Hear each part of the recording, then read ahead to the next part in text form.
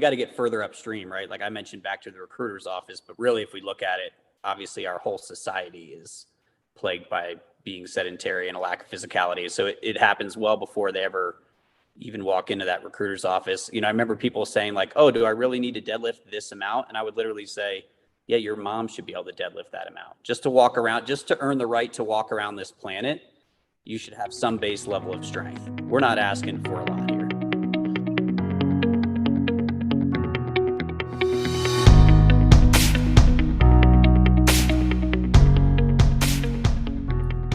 Hey guys, welcome to the Mops and Most podcast. I'm Alex.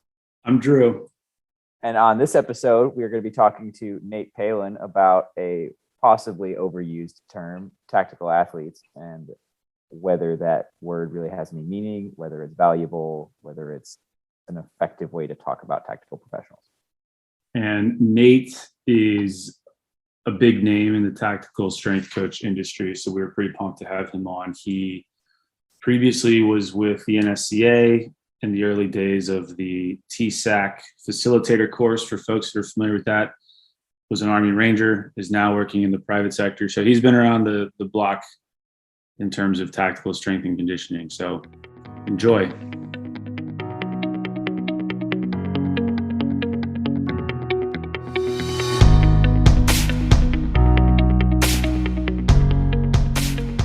Go-to things is moderation in all things, including moderation, which means sometimes you got to throw moderation out the window.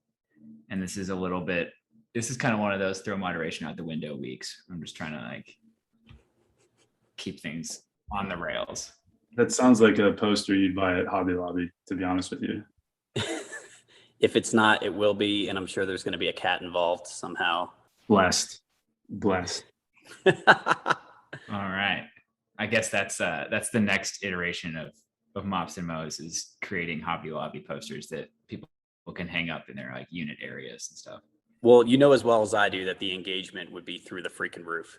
It's probably true. I've consistently, the fewer words in the post, the more successful it is. If people have to read a thing or think about an idea, it's falling apart. It's not going well. That's why all my posts have poor engagement, because I write captions that are too long and then Alex just cuts them all apart and puts them up. Yeah, but those of us that actually enjoy some depth of content appreciate it. It's like the building the elite stuff. I love the stuff that they post, and it's refreshing to me when someone else takes the time to repost it, because it's like, oh, somebody actually read that and values that. Yeah, it's a good litmus. It's a shit line. It's a shit product line for Hobby Lobby, but it's solid for us. I think I can now, with the Instagram update, I think I can hide the count on posts, and I might do that, because the posts I'm most proud of, the ones that I think are the best content, are the ones with the least engagement. It's really interesting. That way they're all equal. Yeah. Because it's stuff that makes people angry that gets the most engagement. It's as long as you can tick people off a little bit and get some fights started, that's how you get engagement. I know. I was like, stop polarizing the people, Alex. I know what you're doing. Let's introduce the third voice. Oh yeah, nobody knows who this is. Nate Palin is kind of an OG in the tactical strength and conditioning space. Been around for a minute, built a lot of what TSAC is today, has bounced around the space a little bit, did some stuff with NSCA, did some stuff with FitOps, did some stuff with group, did his own time in the Army, and is a much smarter guy on tactical strength and conditioning than certainly I am. I don't know, Drew's pretty smart. I don't know about that. I always say my only actual superpower is my network. Two of those folks being in this room right now. So if anything smart needs to be said, I definitely will default to the both of you. I'm more of realistic to a fault, I think. Oh, man. I gave up the ideal a long time ago. What is so run through, because I know every podcast does this and you do the whole show, but to elaborate on what Alex said. So, your prior service, then you got into walk from prior service into now, basically in about 30 seconds. Yeah, I'll sprint then because I made a lot of stops along the way. So it's more like a shuttle run scenario. But we'll say it this way: Rangers, college for marketing, hated it, dropped out after junior year. Back to Rangers, got out, still didn't know what I wanted to do.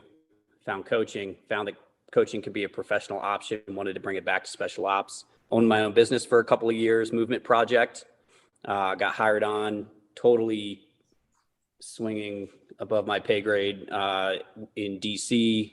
Spent a couple of years with the group out in DC. Left there, returned back to the Pacific Northwest. Reopened my own business for 1 year.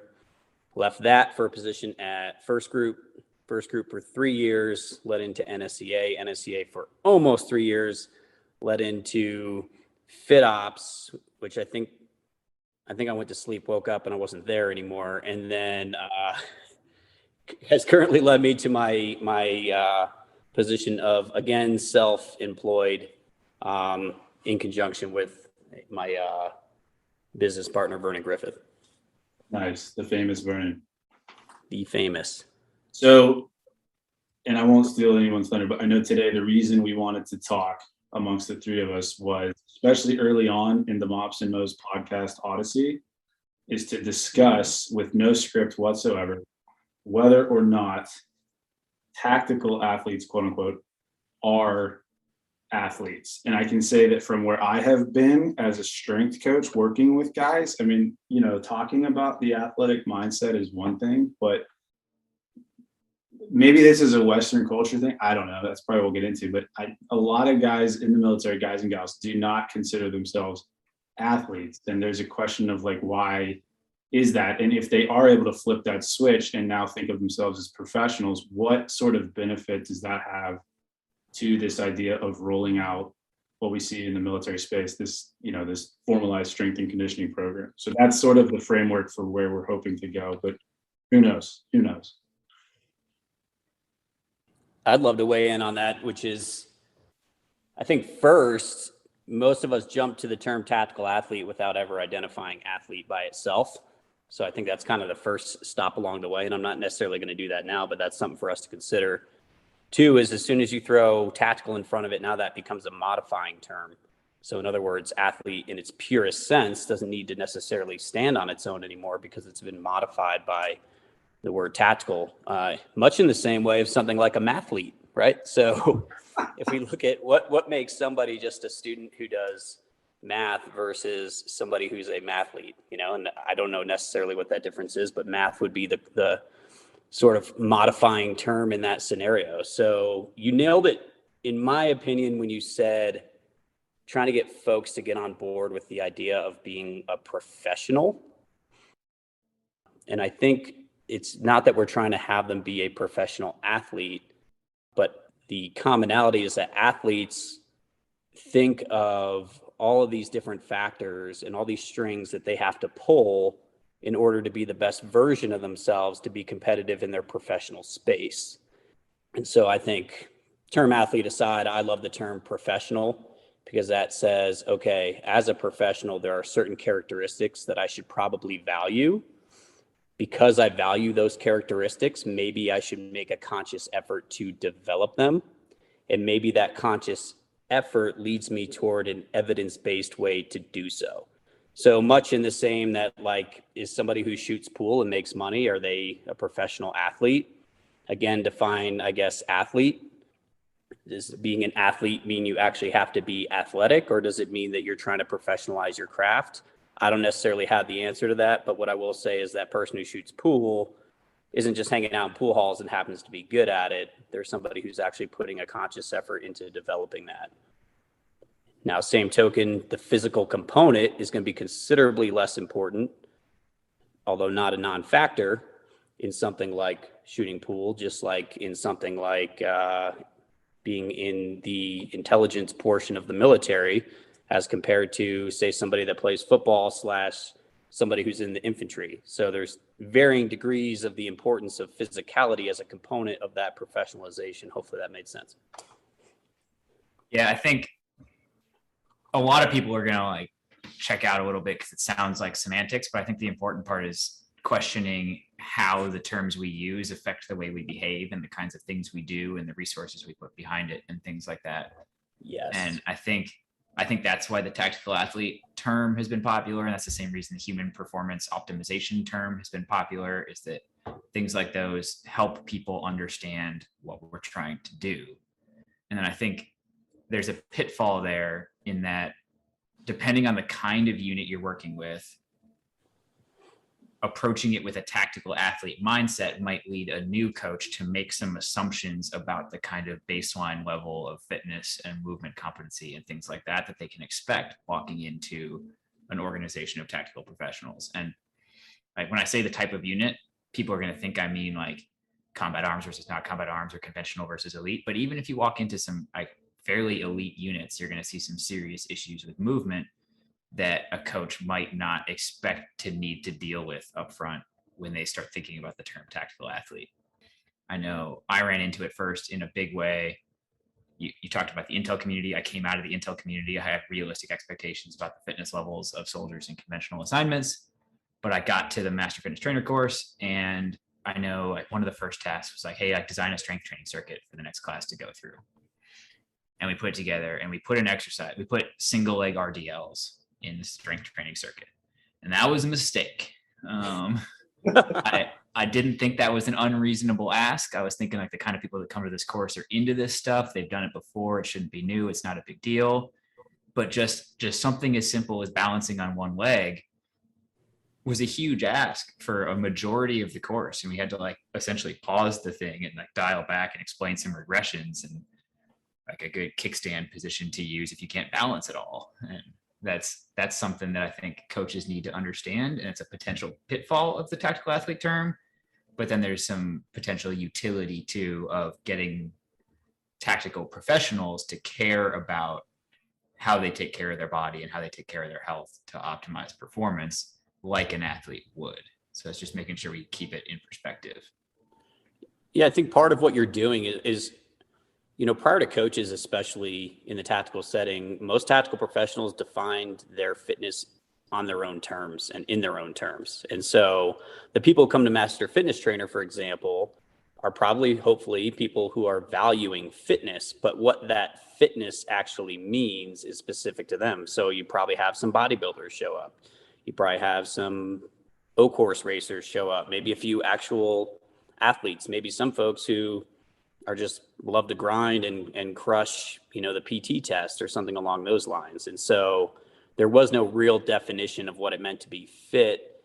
The strongest ones that existed were either what's popular in society or the APFT and how that defines things. And so if those are your two kind of arenas where the definition of fitness is coming from, you're certainly, once you think of it that way, you're no longer surprised at kind of the lack of quote athleticism or things like single leg work for folks coming through the door. And of course, this is a paradigm too that's also shifting even in general population, right? Like now the best coaches in general pop are training general population like athletes in a very similar way, because we all need kind of that, because what are we really doing? We're training like humans. Yeah. I think, not to quote you to you, but I think you're the one who said, ooh, I like this already. Conventional military might be more gen pop than gen pop.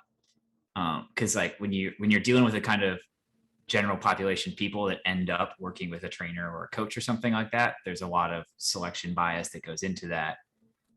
When you're working with the military, you're working with whoever's there, right?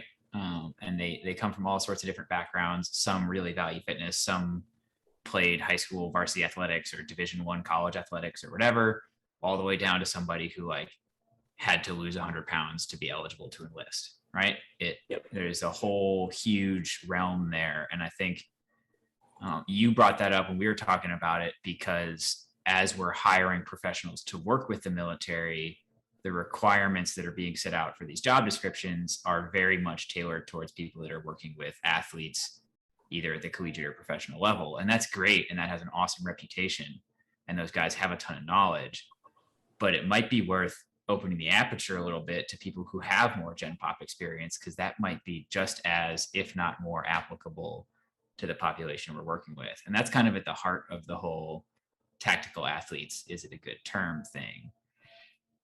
Just sitting here listening, I'm thinking of conversations I've had with guys. I mean, I would call them tactical athletes, granted on the soft side, but like if you just poll the room, you know, what is an athlete? I think more often than not, you're going to get football player, you're going to get agility ladder, you're going to get point, you're going to get game. I'm just thinking of like buzzwords, you know, score, competition, blah, blah, blah, blah, blah, blah. But I think, you know, Nate sort of nailed it, this sort of like the professionalism concept. I guess what I'm kind of getting at is I wonder if there's goodness in even having that athlete nomenclature, or, you know, does that add to the conversation around why you need to, for example, train professionally in the gym versus just do whatever you want? Does it add to the conversation around, you know, the classic cliche, like it's the 23 hours outside of the gym that you want to focus on? I wonder if there's goodness in having that term, and if there's goodness in, from a senior leadership perspective, maybe messaging that more broadly, this idea that, like, you know, enlisting or commissioning into the military is equivalent to taking on the mantle of a professional athlete and then making decisions, you know, top down in that sense. I don't know if there's like a question or a discussion point there, but it's just, I go back to conversations I've had with dudes where they legitimately don't consider themselves an athlete because, one, it's not messaged to them, but then two, the idea of what actually makes a quote unquote athlete is very far removed from the combat environment. Yeah, and I mean that's part of even being a coach or a human performance professional in the tactical setting is the marketing component, which means you're going to have to draw those comparisons for them because they're not going to draw them naturally. And I mean, I think you kind of nailed it because you mentioned both leadership and you mentioned kind of the guys on the ground, and like that message that you're delivering needs to go to everything from senior to lower level leadership to the folks who are new. Like the reframing of the way they think about themselves needs to go all the way back to, you know, literally first days of basic training, if not beforehand. And part of that is doing a good job of crafting a message of what it means to be a quote tactical athlete, if that is the term used. Because I think you can draw a lot of great comparisons that will hammer that point home, but the earlier you get to them and the more consistent you deliver that same message, the better. The other thing I will say is we've shot ourselves in the foot a little bit, and I say we, but I came from Gen Pop, not pro sport.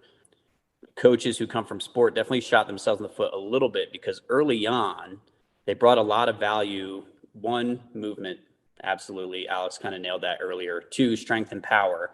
So kind of these three things that were never really touched before are suddenly being introduced. And because of that, you've got someone who's so far on the other end of the spectrum, the aerobic capacity, muscular endurance end of the spectrum, that you ended up landing in the middle. And of course, as tends to happen, the pendulum starts to swing a little bit, maybe too far.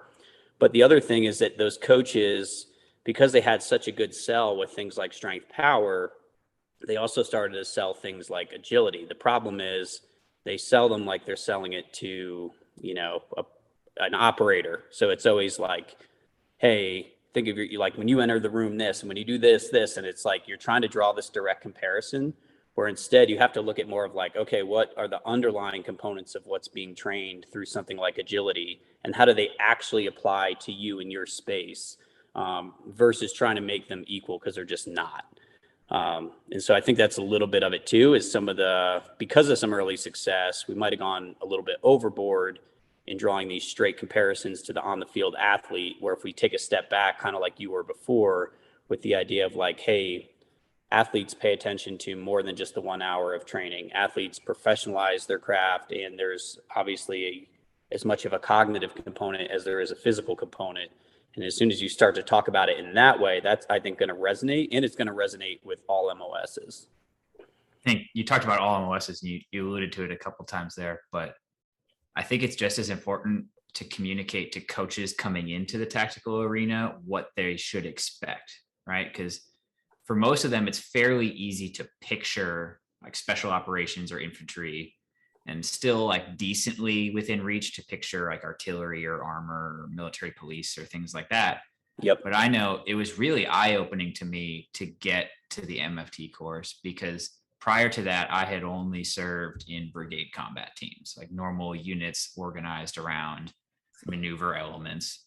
And then I get there and I have to kind of realize and adjust my aperture to how big the military really is and how many different jobs there are and how diverse the population is. Because now I've got a tuba player and a respiratory technician and like just all sorts of different specialties from across the spectrum. And honestly, it doesn't necessarily align with expectations, right? Like you'll have infantry guys come through who don't know that much about strength and conditioning and fitness. And consistently, the musicians were some of the most knowledgeable, best master fitness trainers that came through my course.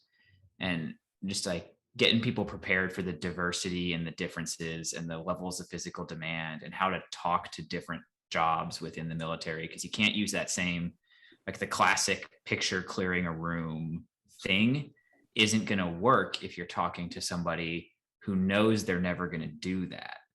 Yeah. So like just being able to get a little bit more realistic about who you're working with and what their goals are is going to be pretty important. Do you think, so this is something I think about because again, like working with a non-combat arms brigade, do you think that you almost need to look beyond the MOS and just build the robustness of the human as a whole? And I don't necessarily mean that from like a fuzzy sense. I mean that from like an actual, and we talk to our soldiers about this, like at the end of the day, if it got so bad, like if shit hit the fan so bad, you as a military member are going to go and try to, go into combat. And yes, that's hypothetical and it's an extreme, but whatever. One thing that I sort of wrestle with, especially with my staff, is like, if you train specifically to the MOS, does that limit you in terms of your intervention? Or do you look beyond that and instead say, how do we make the most robust human possible so that whatever the MOS is, whatever the mission set is, you're capable of handling the demand? Yeah. I don't want to get like, I know a lot of the audience here is Army, so I think it's okay to speak mostly in Army, and we all have an Army background here, but it's just more comfortable for me. And there was this, like, I think regardless of the MOS, if they're wearing the uniform, they went through basic combat training for a reason, right?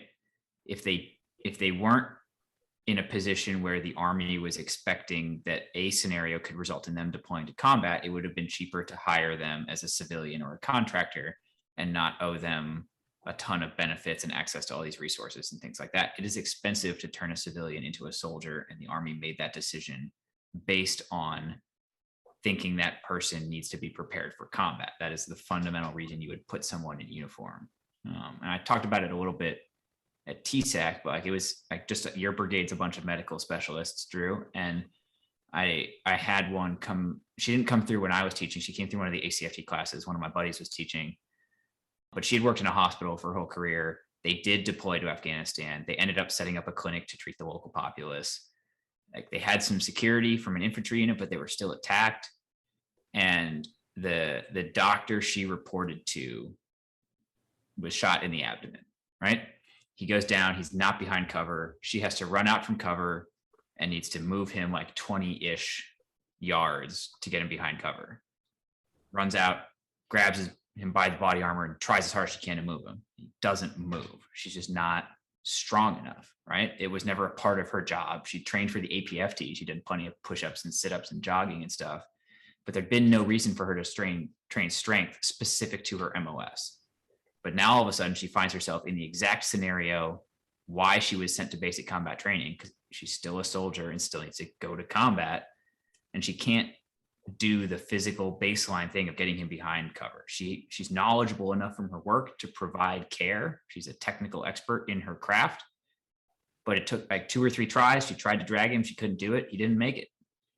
Yeah. Well, again, not like on the medical side, we have a team of vets, which, you wouldn't even really know that they exist in the Army. And we have had conversations literally in the past 2 weeks with their command about, why do I need to do XYZ from a training perspective? I'm just a vet. And the thing I tell my strength coaches to tell them is like, you're not just a vet, you are an Army vet. Like you are a soldier who is a vet. And I think you can probably extrapolate that across the board to the non-combat arms. But it sort of goes back to what we were hitting on initially, which is if it's messaged from the outset that this is an athletic endeavor that you are undertaking, this is a professional craft that you're undertaking that includes, because I mean, you any Army, Navy, Air Force, whatever motivational t-shirt, it's like people first, physical fitness, yada, yada, yada, yada. But that's the first thing that will fall off because I don't think it's messaged strongly enough that no shit, you are a quote unquote tactical athlete, warrior athlete, whatever you want to call it. I think just that mental shift doesn't seem like much, but it makes a huge difference when you look at sort of the second and third order effects. Just to make sure everybody understands, vet as in veterinarian, not Right. veteran. Yeah. Yeah. Well, and again, you have a qualifying term, right? Like Drew said, you have Army vet. So like now what does it mean to be Army? I'll say this, like what is by far, eye test alone, the fittest force? Which one? Marines. Yeah, 100%. And the reason is because Marines look at themselves as a soldier. They know at the end of the day, they still are a effing Marine, right? And like they take pride in that. So there's a little bit of a culture of physicality that comes from that. And so I think that's exactly what Drew's saying. It's like that shift in mindset, that start thinking about yourself as, you know, a physical specimen of sorts, or as a soldier. Hell, just that qualifier alone should be enough for people to start investing in physical training. Yeah, absolutely. I think we talk about it all the time, but the Marines, whether or not they're like specific tests or specific policies or anything are making the difference, they've done a good job. And it comes from a little bit being a smaller force and like more task specific, but they've built a really good culture around fitness in the Marine Corps. And that's something we can definitely learn from. And like you said, it comes back to messaging and how they see themselves and what being a professional in that community means. Well, even in something like Rangers, right? So like where I came from, if coaches never arrived there, but suddenly the ACFT was put in front of them as a, hey, this is the new event, it would have taken them all of 3 months probably for damn near everybody in the unit to pass, even without coaching. Why? Because they value physicality, they pride themselves on it, and there's also a level of accountability. So in other words, hey, if you're not willing to do the work that it takes, or if you're not willing to value physicality, that's fine. There's another unit for you down the road. See yourself out.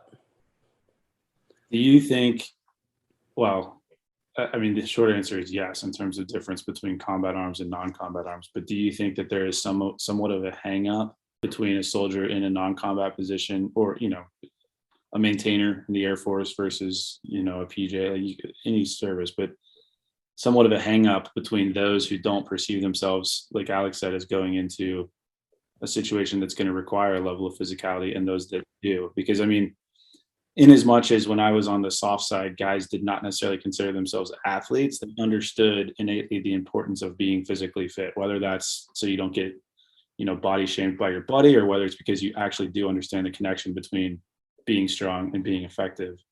And I just wonder if maybe, you know, again, the dichotomy between the way that it's projected as combat arms versus non-combat arms, that leads to some discrepancy or difficulty in adopting an athletic mindset. Well, yeah, I'll say this. So, you know, I definitely was way more exposed to combat arms than, of course, in Rangers. Even if you're non-combat arms, you still have all the same assessment you have to go through. So it's kind of that quote, everybody's a Ranger. So like even our cooks have a high level of physicality. So that said, I think it's totally about the messaging. It's about the culture, and it's bred from the very beginning, probably all the way back into the recruitment office, when the recruiter said something along the lines of, don't worry, you just have to get through basic training, which is easier at Fort Jackson than it is at Fort Benning because you're non-combat. Like they're already lowering expectations of physicality. And then that just continues as you go through these pipelines. And then, you know, imagine how far it probably falls by the time you get to your unit.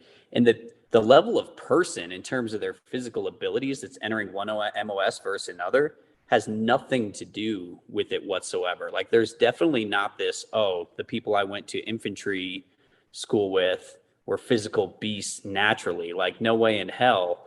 You know, it was just the way that we were trained, the way that we approached everything from the beginning, the way that we were told, like, hey, you have to be strong enough, you have to be able to endure. So like the expectations were different, the messaging was different. And even then, even for Rangers, like I happened to sign up with a Ranger contract that there are plenty of people in my basic training who are way more physical beasts than I was, who went out into big army. I bet if I caught up with them 5 years later, that their physicality probably would have dwindled significantly, where mine continued to rise, because now they get to a regular army unit that maybe doesn't value physicality as much, whereas I'm going somewhere where I have to continue to overachieve to be able to keep my spot. And so, I think it's a lot less about the person that's being put into these roles, and it's more about how it's messaged all the way back to the recruiter's office. I can literally remember, I think they call it like Relaxin' Jackson or something like that. Maybe Alex knows, but like that was how it was pitched, the basic training at Fort Jackson as compared to the basic training for infantry at Fort Benning. I think it's real. I think you kind of danced around it, but people tend to rise or fall to the level of expectation you set for them. If you set a low bar, they'll fall to that nice, comfortable low bar. If you set a high bar, they'll push themselves to achieve at that high level. And I think you mentioned specifically that if you're in the Rangers, everybody's a Ranger regardless of their job. And I don't think it's a mistake that sounds an awful lot like the Marine Corps line of every Marine or rifleman, regardless of their job.